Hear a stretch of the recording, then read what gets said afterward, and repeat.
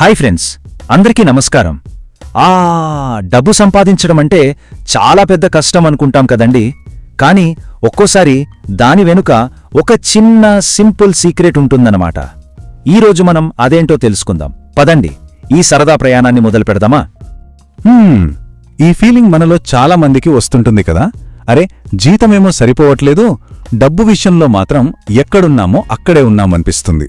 ఇదెలా ఉంటుందంటే, మనం ఒక బస్సు కోసం గంటల తరబడి ఎదురుచూస్తుంటాం, అది రానే వస్తుంది, కానీ ఎప్పుడూ ఫుల్ రష్తో వస్తుంది. అచ్చం అలాగే ఉంటుంది మన పరిస్థితి. నిజానికి ఇవే మనందరి సమస్యలే కదా. జీతమేమో పెరగదు, ఏదైనా బిజినెస్ మొదలు పెడితే అది ముందుకు సాగదు, ఒకే చోట ఆగిపోయినట్టు ఉంటుంది. అన్నింటికన్నా పెద్ద భయం ఏంటో తెలుసా? అయ్యో, నేను పని ఆపేస్తే నా ఆదాయం కూడా ఆగిపోతుందేమో అని. ఈ భయం మనల్ని రోజు వెంటాడుతూనే ఉంటుంది. సరిగ్గా ఇలాంటి టైంలో నెట్వర్క్ మార్కెటింగ్ అనే మాట వినగానే మన మ్యాడలో ఒక పెద్ద కన్ఫ్యూజన్ స్టార్ట్ అవుతుంది. ఒక పక్క కొందరేమో వావ్ సూపర్ అవకాశం అంటారు, ఇంకో పక్క మరికొందరేమో అమ్మో చాలా డేంజర్, అస్సలు వద్దు అంటారు. ఈ గందరగోళంలో పడిపోయి అసలు నిజమేంటో తెలుసుకోకుండానే చాలామంది వెనక్కి తగ్గిపోతారు. సరే, ముందుగా మనల్ని భయపెట్టే కొన్ని పాత నమ్మకాల గురించి మాట్లాడుకుందాం. ఇవి ఎలా ఉంటాయో తెలుసా? చిన్నప్పుడు కరెంటు పోగానే మన అమ్మమ్మ నానమ్మలు దెయ్యాల కథలు చెప్తారు కదా. వింటుంటే భయం వేస్తుంది, కాని అందులో ఎంత నిజముందో ఎవరికీ తెలీదు. ఇవి కూడా అచ్చమలాంటి కథలే అన్నమాట. అందరూ అనుకునే మొట్టమొదటి, ఇంకా చెప్పాలంటే అతి పెద్ద అపోహ ఇదే. అంటే అదొక సేల్స్ జాబ్, బ్యాగ్ వేసుకుని డోర్ టు డోర్ ప్రోడక్ట్స్ అమ్ముకోవాలి అని. చాలామంది ఇలాగే అనుకుంటారు, కాని నిజానికి అది కానే కాదు. ఇక ఇది ఇంకో పెద్ద భయం. అరే, ఈ సిస్టంలో పైనున్న కొంతమందే డబ్బు సంపాదిస్తారు, కిందున్న వాళ్లమంతా వాళ్ల కోసం కష్టపడాలి అంతే అని చాలామంది అనుకుంటారు. పాపం, ఇందులో ఎంత కష్టపడ్డా ఏమీ మిగలదు అనే నమ్మకం చాలా బలంగా ఉంటుంది. చూసారా, ఇలాంటి భయాలు, దానికి తోడు ఈ అరకొర సమాచారం, వీటి వల్ల ఏమవుతుందంటే అసలు విషయం పూర్తిగా తెలుసుకునే ముందే అమ్మో ఇదంతా మనకు సెట్ అవ్వదులే అని చాలామంది వదిలేస్తారు. పాపం. అయితే ఈ భయాలన్నింటినీ పక్కన పెట్టేయండి, ఎందుకంటే వీటిని దాటడానికి ఒక చిన్న, చాలా సింపుల్ సీక్రెట్ ఉంది. నెట్వర్క్ మార్కెటింగ్ని అర్థం చేసుకోవడానికి ఈ ఒక్క సీక్రెట్ తెలిస్తే చాలు. ఇది ఎంత సింపుల్ అంటే, మనం రోజూ మంచి మసాలా చాయ్ పెట్టుకోవడానికి ఒక రెసిపీ ఫాలో అవుతాం కదా, అచ్చం అంత సింపుల్ అన్నమాట. సరే, ఇప్పుడు ఈ ఆలోచనను మనం నెమ్మదిగా అర్థం చేసుకుందాం, ఓకేనా? చూడండి, ఇది అమ్మకాల గురించి కాదు, ఇది ఒక సిస్టమ్ను కాపీ చేయడం గురించి. అంతే. అంటే మనం కొత్తగా ఏమీ కనిపెట్టక్కర్లేదు. ఆల్రెడీ సక్సెస్ అయిన ఒక పద్ధతిని ఉన్నది ఉన్నట్టుగా జస్ట్ కాపీ పేస్ట్ చేస్తే చాలు. ఓకే, సిస్టమ్ని కాపీ చేయడం అంటే ఏంటి అని అనుకుంటున్నారా? చూడండి, చాలా సింపుల్. స్టెప్ 1, మనం ప్రోడక్ట్ని స్వయంగా వాడాలి. స్టెప్ 2, దాన్ని ఎలా ప్రెజెంట్ చేయాలో నేర్చుకోవాలి. స్టెప్ 3, ఫాలోఅప్ సిస్టమ్ని ఫాలో అవ్వాలి. ఇక చివరిగా స్టెప్ 4, టీమ్ని ఎలా బిల్డ్ చేయాలో అర్థం చేసుకోవాలి. అంతే. చూసారా, ప్రతిదీ ఒక పద్ధతి ప్రకారమే ఉంటుంది. సరే, ఇప్పుడు ఈ కాపీ పేస్ట్ ఐడియాను ఇంకా బాగా అర్థం చేసుకోవడానికి కొన్ని రియల్ లైఫ్ కథలు చూద్దామా? చిన్నప్పుడు మన టీచర్లు కష్టమైన పాఠాన్ని కథల రూపంలో చెప్తే ఎంత బాగా అర్థమయ్యేదో, ఇప్పుడు ఈ కథలు కూడా మనకు అలాగే సహాయపడతాయి. ఇక్కడ రాహుల్, ఆశా అనే ఇద్దరు స్నేహితుల కథ చూద్దాం. రాహుల్ ఏం చేశాడో తెలుసా?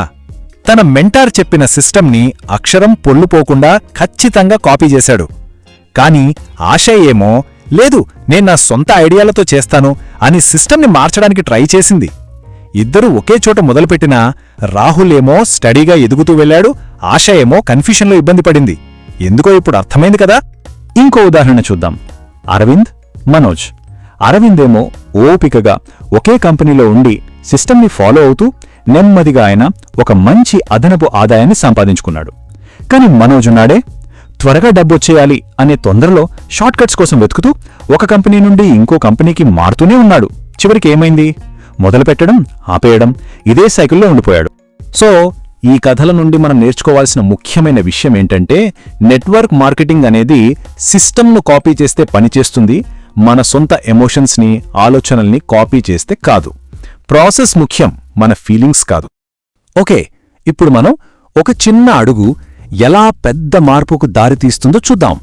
ఇతరులకు సహాయం చేయడంలో ఉన్న మ్యాజిక్ ఏంటో తెలుసుకుందాం. ఇది ఎలా ఉంటుందంటే, ఒక చిన్న విత్తనం భూమిలో నాటితే అది నెమ్మదిగా పెరిగి ఒక పెద్ద మహావృక్షమవుతుంది కదా, అచ్చమలా అన్నమాట. దీన్ని అర్థం చేసుకోవడానికి ఒక చిన్న అందమైన ఉదాహరణ చూద్దాం. ఊహించుకోండి, ఒక గదిలో ఒకే ఒక్క చిన్న కొవ్వొత్తి వెలుగుతోంది ప్రకాశవంతంగా. ఇప్పుడు చూడండి ఏం జరుగుతుందో. ఆ ఒక్క కొవ్వొత్తి తన కాంతితో పక్కనే ఉన్న ఇంకో కొవ్వొత్తిని వెలిగిస్తుంది. అంతే, ఇప్పుడు ఆ గదిలో వెలుగు రెట్టింపయ్యింది. కాని ఇక్కడ గమనించాల్సిన అద్భుతమైన విషయమేంటంటే, మొదటి కొవ్వొత్తి తన వెలుగుని కొంచెం కూడా కోల్పోలేదు. తన వెలుగు తనకే ఉంది. చూశారా ఎంత మంచి విషయమిది?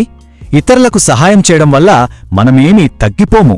పైగా అది కాంతిని, అంటే మన బలాన్ని, మన విజయాన్ని రెట్టింపు చేస్తుంది. టీంలో ఒకరికొకరు సహాయపడటంలో ఉన్న పవర్ ఇదే.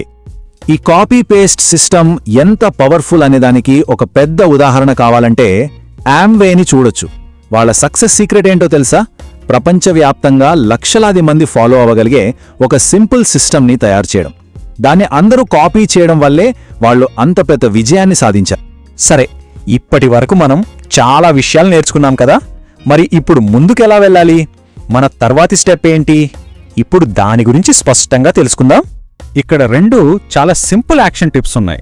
ఒకవేళ మీరు ఆల్రెడీ నెట్వర్క్ మార్కెటింగ్లో ఉంటే దయచేసి మీ సొంత ప్రయోగాలు ఆపి సిస్టమ్ని ఉన్నది ఉన్నట్టుగా 100% కాపీ చేయండి.